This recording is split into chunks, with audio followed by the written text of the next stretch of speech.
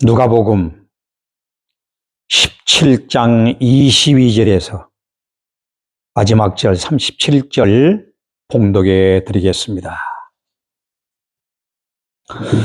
또 제자들에게 이르시되 때가 이르리니 너희가 인자의 날 하루를 보고자 하되 보지 못하리라.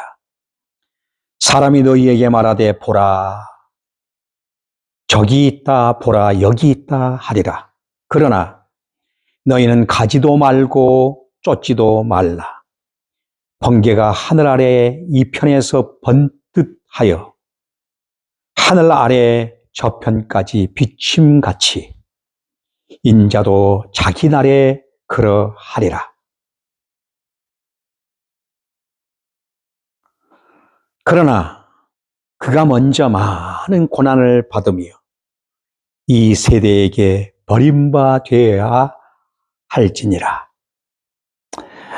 노아의 때에 된 것과 같이 인자의 때에도 그러하리라. 노아가 방주에 들어가던 날까지 사람들이 먹고 마시고 장가들고 시집가더니 홍수가 나서 저희를 다 멸하였으며 또 롯의 때와 같으리니 사람들이 먹고 마시고 사고 팔고 심고 집을 짓더니 롯이 소돔에서 나가던 날에 하늘로서 불과 유황이 비오듯 하여 저희를 멸하였느니라. 인자에 나타나는 날에도 이러하리라. 그날에 만일 사람이 지붕에 있고 그 세간에 집 안에 있으면 그것을 가지러 내려가지 말 것이요. 밭에 있는 자도 이와 같이 뒤로 돌이키지 말 것이니라. 롯의 철을 생각하라. 무릇 자기 목숨을 보존하고자 하는 자는 잃을 것이요 잃는 자는 살리라. 내가 너희에게 이르노니 그 밤에 두 남자가 한 자리에 누워 있음에 하나는 데려감을 당하고 하나는 버려둠을 당할 것이요 두 여자가 함께 매를 갈고 있음에 하나는 데려감을 당하고 하나는 버려둠을 당할 것이니라. 두 사람이 밭에 있음에 하나는 데려감을 당하고 하나는 버려둠을 당할 것이니라. 저희가 대답하여 가로되 주여 어디 오니이까? 가라사대 죽음이 있는 곳에는 독수리가 모이느니라 하시니라. 아멘.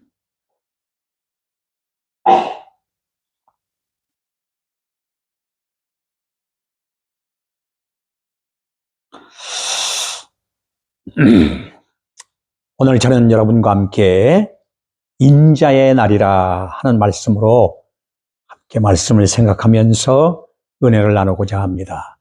지난주에는 바리새인들의 질문에 예수님께서 답하셨습니다.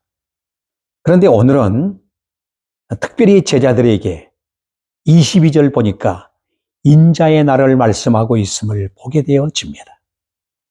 이 말씀은 주님의 재림의 날이 있다는 것을 특별히 강조하면서 말씀하고 있습니다. 그런데 어찌하여 여기 보지 못하리라 이렇게 말씀하고 있을까요? 너희가 인자의 날 하루를 보고자 하되 보지 못하리라. 왜 이렇게 말씀하셨습니까? 제자들의 하나님 나라 개념이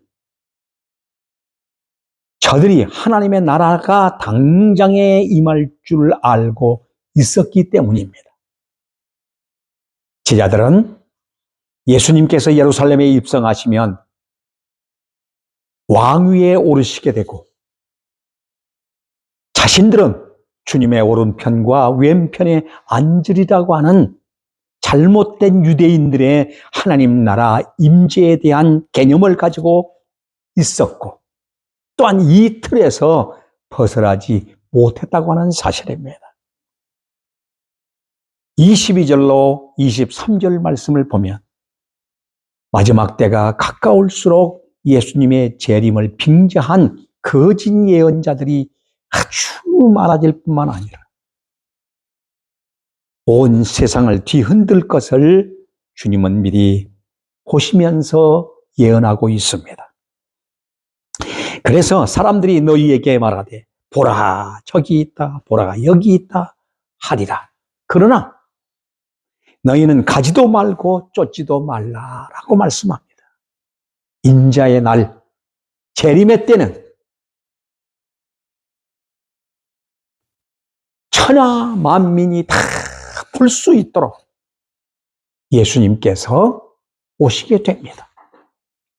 그러니까 번개가 한순간에 비침과 함께 온 땅에 빛이 비침과 같이 예수님의 재림은 바로 은밀하게 어느 한 곳에 오시는 것이 아니고 임하는 것이 아니라 예수님의 재림은 천하만국이 다 볼 수 있도록 예수님께서 오신다고 하는 것을 밝혀주고 있습니다.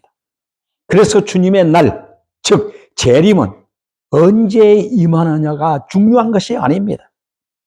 사람들은 언제 임하느냐 때를 정말 그렇게 알고자 합니다. 진정한 것은 재림을 대비하는 것이 중요한 것이지 재림의 때를 언제 오느냐 어느 곳에 오느냐 이게 중요한 것이 아닙니다. 재림을 대비하고 준비하고 있다면 우리가 토굴에 있든 동굴에 있든 집안에 있든 들에 있든 산 위에 있든 어디에 있든지 상관없습니다. 대비하고 있느냐 대비하지 않고 있느냐가 관건이지 대비하고 있다면 언제 오셔도 문제 없습니다. 그래서 마태복음 25장에 보면은 10처녀의 비유가 나옵니다. 5처녀들은 등불을 준비하고 기름을 예비하고 신랑을 기다리고 있었습니다. 오늘 이와 같이 준비하고 있는 자는 언제 어느 때 어느 시에 오든지 상관이 없습니다. 왜? 주님은 다 볼 수 있게 오신다는 겁니다. 그러므로 오늘 우리는 재림을 대비하는 자세로 살아가야 할 것입니다. 그러므로 너희가 인자의 날 하루를 보고자 하되 보지 못하리라고 제자들의 잘못된 기대를 교정시키고 있는 것을 보게 됩니다. 25절 보면 이렇게 말씀합니다. 그러나 그가 먼저 많은 고난을 받으며 이 세대에게 버림받아야 할지니라. 고난을 말씀하고 있습니다. 그렇습니다. 영광이 아니라 먼저 고난이 온다라고 하는 것입니다. 주님의 재림이란 십자가를 통한 구속 성취와 부활 성천 뒤에 재림이라는 완성으로 이어지는 것입니다. 그러므로 예수님께서 바로 고난받으시고 죽으시고 부활하시고 성천하셔서 다시 오실 그날을 오늘 우리는 대비하고 살아가야 할 것을 말씀하고 있는 겁니다. 그런데 재림을 잘못 오해하고 있을 때가 많습니다. 아무런 고난도 없이 이런 영광이 주어질 것을 착각하고 살아가는 한탕주의 인간들의 모습을 그대로 재현하고 있음을 보게 돼요. 여러분, 우리의 신앙생활에도 고난이 뒤따릅니다. 환난이 뒤따릅니다. 마지막 말세에는 큰 고통하는 때가 이를 것을 말씀하고 있는 겁니다. 그래서 오늘 우리는 대비해야 된다고 하는 것은 고난을 이기기 위해서 오늘 우리는 신앙으로 죄 무장하고 살아가야 합니다. 철저하게 신앙으로 무장해야 고난을 이길 수가 있습니다. 예수님이 고난을 겪으시고 십자가를 지고 부활하시고 난 후에 초대교회가 시작되었습니다. 성령이 오셔서 성령의 시대, 초대교회가 시작되었을 때 얼마나 무서운 핍박들이 있었습니다. 그 핍박은 정말 그렇습니다. 하루라도 주님의 통치와 주님의 주권의 시대가 왔으면 좋겠다라고 하는 그 그리움과 갈망들이 저희들에게 있었다고 하는 것을 볼 수 있습니다. 얼마나 핍박이 심했고 얼마나 고난이 심했으며 주님의 통치의 날 하루를 보고 싶다라고 이렇게 외쳤을까요? 그와 같이 오늘 말세를 당한 이때에도 우리에게 어떤 환난과 고난이 찾아올 줄 모릅니다. 그러므로 대비하고 있어야 합니다. 그럴 때에 주님이 재림하심으로 우리의 위로와 영광이 될 것입니다. 그날을 바라보면서 우리도 이김의 삶을 살아야 할 것입니다. 그러면서 26절로 이 30절 말씀을 주십니다. 재림 직전의 세상의 상태를 노아와 롯을 들어서 말씀하고 있는 것을 보게 되는데 참 중요한 말씀입니다. 인류 구속을 위한 하나님의 위대한 계획과 성취의 과정을 담고 있는 이 본문의 말씀은 참으로 오늘 우리에게 주신 이 말씀을 살아가는 성도들에게 교훈임을 우리는 기억해야 할 것입니다. 노아와 롯은 우리 신앙의 조상으로서 역사 속에서 참으로 오늘 우리에게 말씀을 살아가는 성도들에게 깨어 있어야 할 것을 가르쳐 주면서 저들은 끝까지 믿음을 지키며 의로움을 나타냈던 위대한 선진들임을 가르쳐 주고 있습니다.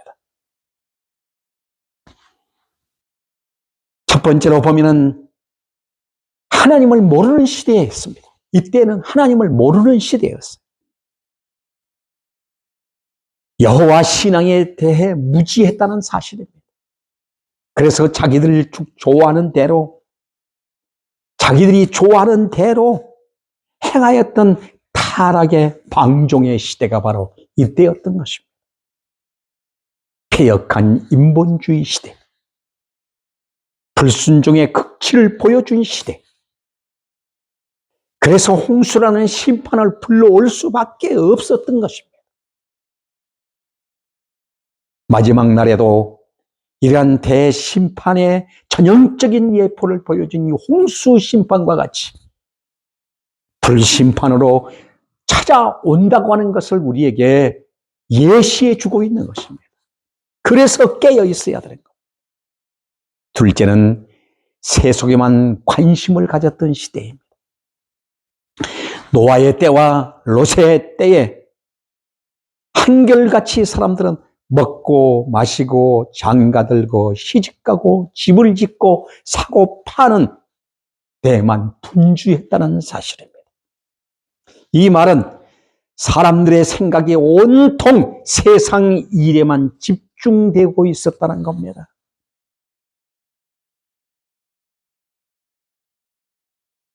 사람은 짐승과 달리 영혼을 사모하는 심경을 하나님께서 심어주셨어요.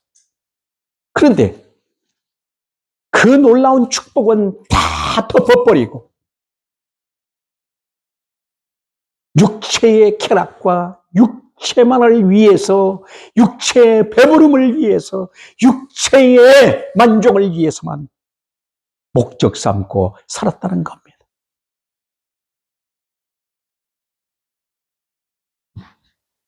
하나님을 경외하고 그의 음성에 귀를 기울이며 그분과 하나 되어 살아갈 만문의 영장이 재물과 쾌락만을 목적 삼고 살았던 것입니다. 그래서 하나님께서 물과 불로 심판한 모습을 드러내주고 있습니다. 셋째는 영적 타락의 시대였습니다. 노아의 시대나 롯의 시대를 보면 창세기 6장 5절에 보면 죄악이 관영했다라고 말씀하고 있습니다. 창세기 18장 32절을 보면 의인 10사람이 없었어요. 의인 10사람이 없어서 결국은 심판을 불러왔던 겁니다. 이때에 하나님의 아들들이 사람의 딸들의 아리따움을 탐내고, 이 말은 무슨 뜻입니까? 우상에 다 점령되었다는 겁니다.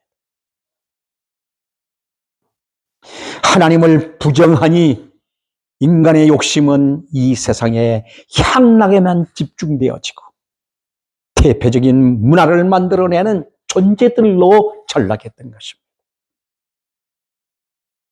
이런 시대였습니다. 완전히 우상으로 가득 찬 시대. 하나님을 부정하는 시대. 이것이 바로 영적 타락의 시대. 지금은 어떠합니까? 괴테가 부르짖던 말과 같이 신은 죽었다. 인간이 죽었다고 해서 하나님이 죽습니까? 이 말은 무슨 뜻입니까? 인간들이 모두 하나님을 부정하고 있다는 겁니다. 어느 때보다도 우상 숭배가 만연되고 있는 때입니다. 어느 때보다도 거짓 선지자들이 무수하게 일어나고 있는 때. 심지어 무슬림 국가가 전 세계를 지금 지배하고 있습니다. 이렇게 어마어마한 타락의 시대, 종교적으로 악하게 타락하고 있는 시대가 바로 오늘 이 시대입니다. 오직하면 사탄의 교회들이 등장해서 오늘날 얼마나 무섭게 사람들을 죽여서 제물로 바치며 거기서 피를 토하며 사탄을 부르고 있는 이런 때입니다.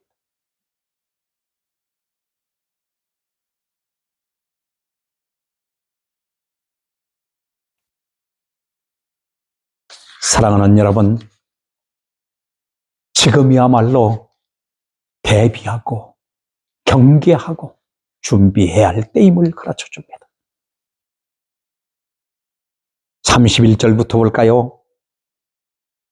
그날에 만일 사람이 지붕 위에 있고 그 세간이 집안에 있으면 그것을 가지러 내려가지 말 것이요. 밭에 있는 자도 이와 같이 뒤로 돌이키지 말 것이니라. 노새 철을 생각하라. 이렇게 말씀. 왜 그렇습니까?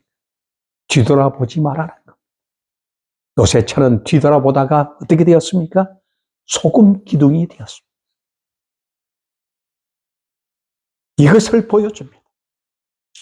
다 지금 세상만 바라보다가 모두가 소금 기둥과 같은 존재들이 되고 있습니다.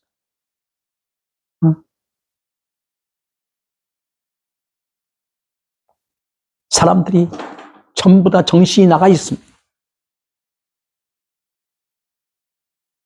다 미쳐 돌아가고 있습니다.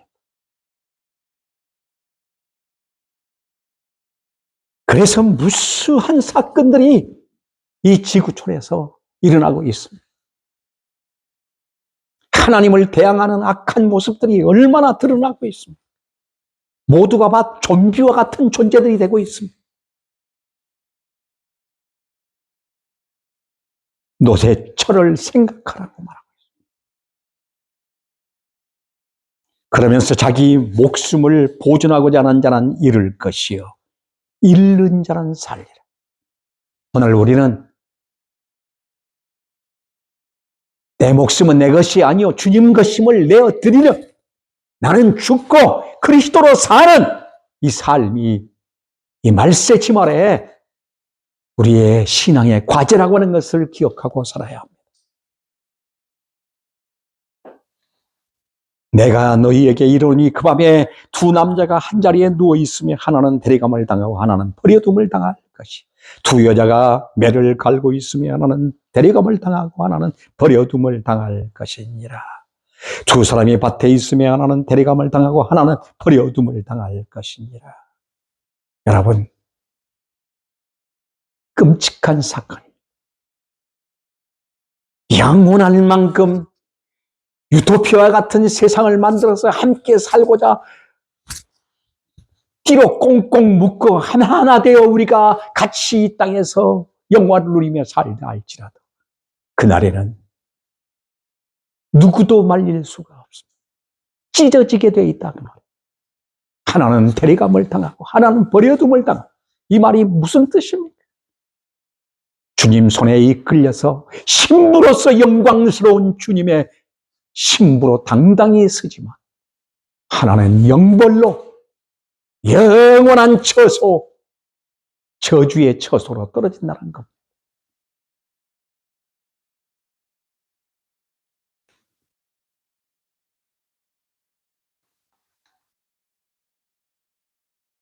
그렇다면 우리의 궁금증이 무엇입니까? 우리의 궁금증이 무엇이냐 그 말입니다. 하나님의 나라가 어느 때에 임하느냐가 아닙니다.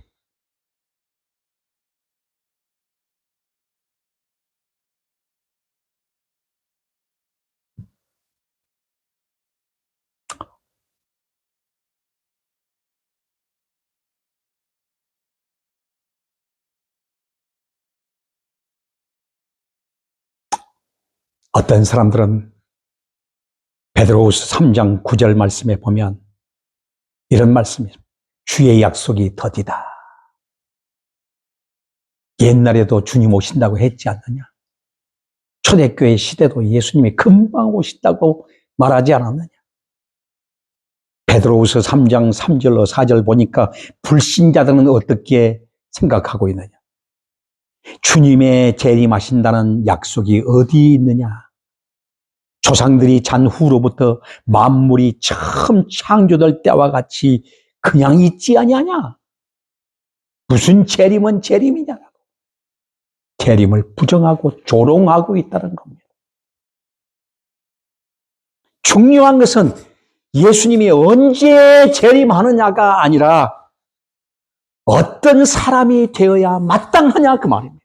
오늘 이 말세를 살아가면서 오늘 우리는 언제 주님이 오시느냐?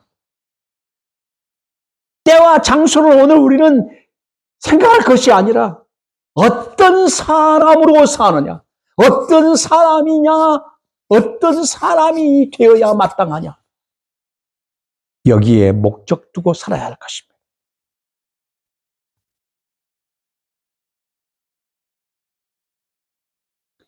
그래서 베드로후서 3장 11절로 12절에 이렇게 말합니다. 거룩한 행실과 경건함으로 하나님의 날이 임하기를 간절히 사모하라고 말씀하고 있습니다. 하나님의 나라를 간절히 사모하며 그 나라가 임할 것을 기대하고 예수님 재림을 기다리는 사람은 어떻게 살아야 된다? 거룩함과 거룩한 행실과 경건함으로 경건함으로 거룩한 행실 매일매일 성화되어지는 예수님과 하나 되어 예수님을 닮아가는 그런 삶이 우리에게 있어야 할 것입니다. 예수 그리스도와 내가 하나 되어 살고 있는 것.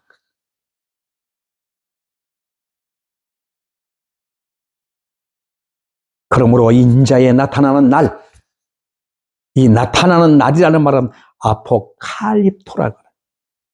이 아포칼립토라는 말은 감춰졌던 것이 사람들의 눈에 공개적으로 드러난다는 겁니다.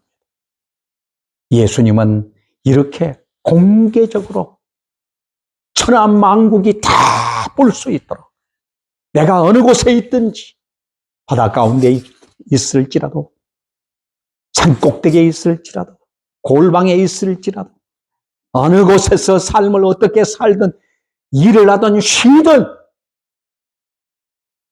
그날에 우리 예수님은 영광 중에 모든 자들이 볼 수 있도록 나에게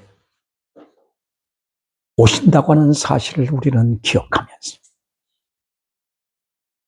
간절한 마음으로, 신실한 마음으로, 거룩한 행실과 경건함으로 하나님 나라를 기다리며 그날에 영광스럽게 서기 위해 오늘도 깨어 준비합시다.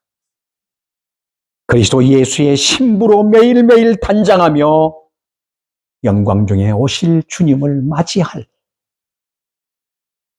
감격 속에 살아가는 축복자들 되기를 축원합니다. 37절 말씀 보니까 저희가 대답하여 가로되 주여 어디 오니까? 가라사대 죽음이 있는 곳에는 독수리가 모이느니라. 그렇습니다. 죽음이 있는 곳에는 독수리들이 모여들게 돼 있다. 주님의 재림은 하나는 당신의 신부인 성도들을 영광스럽게 인도하기 위해서 재림하시고, 또 하나는 모두 불신자들, 하나님을 거역하고 우상 숭배하며 죄악과 타락 속에 사단에게 지배되어 있는 모든 자들은 심판으로 일관될 것입니다.